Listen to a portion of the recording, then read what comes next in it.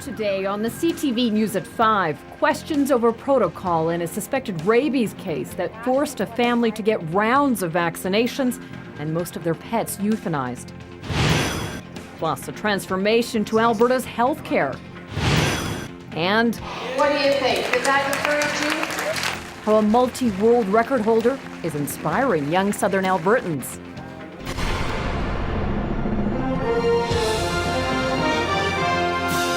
CTV News with Jackie Scantlebury. Good afternoon. The Alberta SPCA says it has some big questions about the way a suspected rabies case in the Lethbridge area was handled. The SPCA says rabies are federally listed as a reportable disease, and even suspected cases have to be reported to the Canadian Food Inspection Agency. The CFIA then conducts a field inspection to collect samples for testing.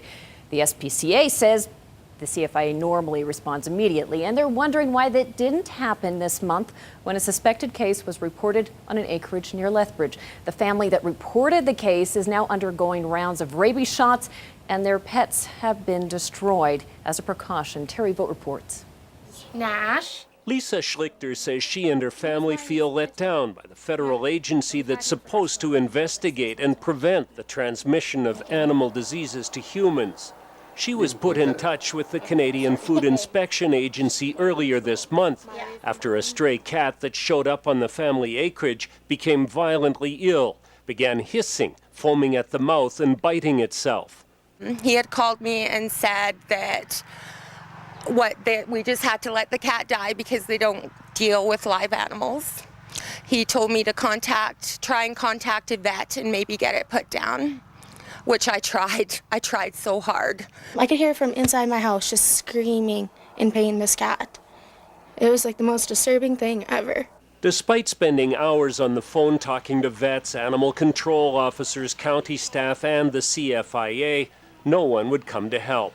The cat died a few days later, and the Schlichters say they were told by a CFIA employee to put the carcass in a freezer or keep it on ice until someone could come pick it up. He said that the government would not pay him overtime to come out here on a Saturday to pick up this then dead cat. 3 weeks later, the Schlichters were told they had to get rabies vaccinations, and their own pet cats were removed and destroyed. The Alberta Society for the Prevention of Cruelty to Animals says it has a number of questions about the way this case was handled.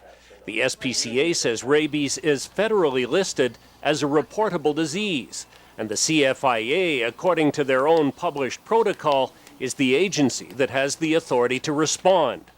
They say animal owners, veterinarians, and laboratories are required to immediately report the presence of an animal that is either contaminated or suspected of being contaminated, and it says control measures will be applied immediately.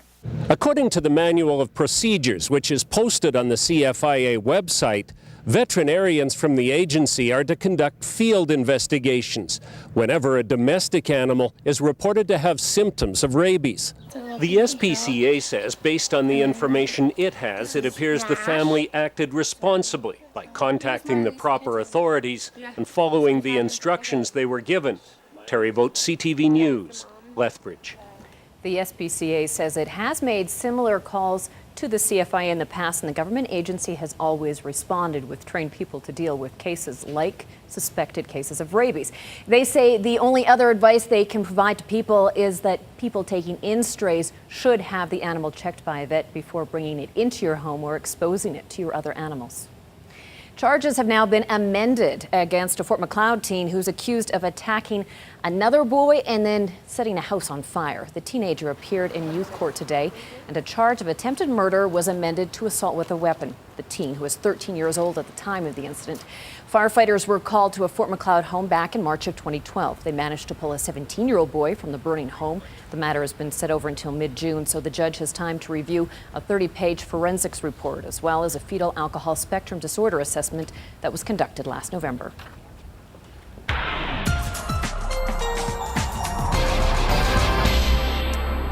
Sunshine on the weekend, Dory. Temperatures around the low 20s, also a chance of showers.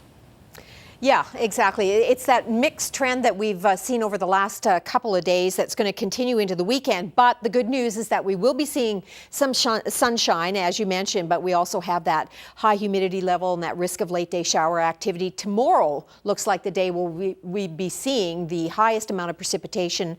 We've got a whole bunch of factors that are going to come into play tomorrow, and it's right over southern Alberta. So I'll tell you all about it in a couple of minutes. Thank you, Dory. Henry Morgentaler, the family doctor who led the abortion movement in Canada for decades, has died. Morgentaler, who survived the Holocaust, died at a heart attack at his Toronto home this morning. He was one of the key players in the 1988 Supreme Court ruling that struck down Canada's anti-abortion law. He opened 8 clinics across the country to try and give women open access to abortions. He was jailed, threatened with death, and awarded the Order of Canada while protesters marched outside. He's survived by his wife of 30 years and 4 children. Henry Morgentaler was 90. Healthcare in our province is undergoing what Alberta Health Services calls a transformation as it struggles to trim $220 million from its budget. AHS released its 3-year health and business plan today. It includes capping staffing numbers, closing some hospital beds, reducing surgical suite availabilities, and scaling back some programs. The health agency plans to direct more resources into community services and emergency care to reduce pressure on hospitals. AHS hopes to find the $220 million in system savings this year after receiving less money than originally promised by the province. While there aren't any plans to close any hospitals, the AHS will be going community to community to assess the needs and determine if facilities will be better suited. To check out more details on the 3-year plan, you can log on to the Alberta Health Services website. The Lethbridge School District is celebrating the fact that it's one of the few in the province that hasn't had to make significant staffing cuts. Despite the provincial budget shortfall, the school district has maintained its teaching staff, even adding some support staff for the 2013-14 school year. Public schools are expecting an increase of around 200 students next year. On Tuesday, the school board passed its budget for next school year, showing $98 million in revenue and close to the same amount in expenses.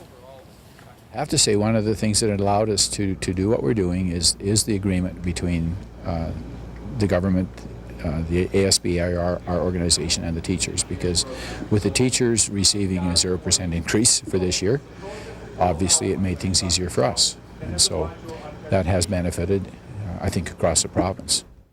And those teachers, although they are keeping their jobs, they're not going to be seeing a salary increase for another 3 years. Meanwhile, the Prairie Rose School Division is facing a $755,000 funding shortfall, and that will be covered by reserve funds. About 40 people came out to voice their concerns and get information about the Willow Ridge Wind Power Project last night in Fort Macleod. Property owners in the MD of Willow Creek have raised concerns about the application for a 50-turbine wind farm that will border many of the acreages about 10 kilometers south of Fort Macleod. Public concerns range from wildlife and the environment to noise pollution. The info session was facilitated by Alberta Utilities Corporation, who informed the public how to obtain intervenor funding to hire lawyers or expert witnesses to support their position in an upcoming public hearing. We do recommend, however, that anyone who has concerns or support for the application and want to participate in the proceeding, that they do send their submissions to us. That way we can provide them with any important updates that transpire throughout the time. That public hearing was originally scheduled for August, but it's now been postponed until the fall. As Southern Alberta students get ready for prom, we have the remarkable story of a teenager severely injured in the Boston Marathon bombings who's doing the same thing. Natalie Morales has the story.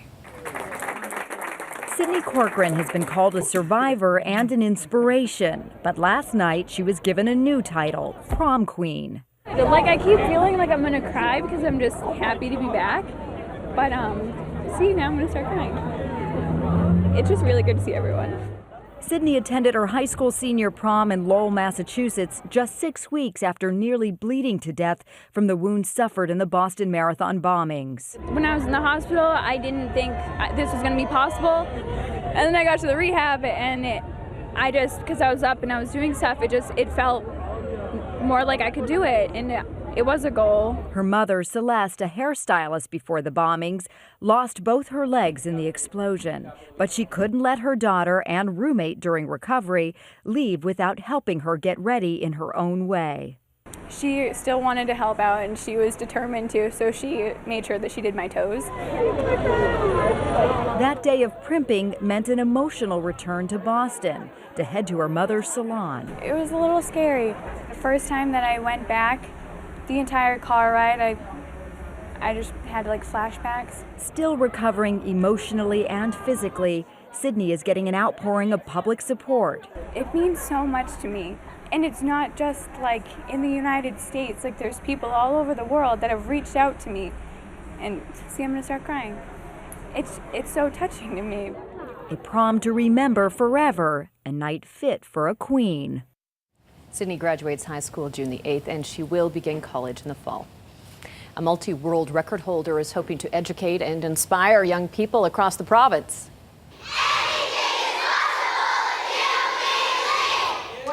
Martin Parnell spoke to this very excited group of students at Lakeview Elementary this morning.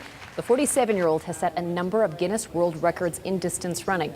Now he's thinking bigger, much bigger. He's attempting to complete 10 quests in 5 years to help raise $1 million for the Right to Play organization to help underprivileged kids have the chance to play sports in 20 extremely disadvantaged areas of the world. Well, that is a global village. That there's a lot going on around the world. You know, that they can make an impact. They can make a difference themselves, and that's huge. If they can learn that early, it's a life lesson, and they'll carry that on with them. Parnell's next quest will be a series of runs through Alberta's mountain regions, including the Crow's Nest Pass. Time now for a look at the day's markets. Dory's on the way with more about the forecast.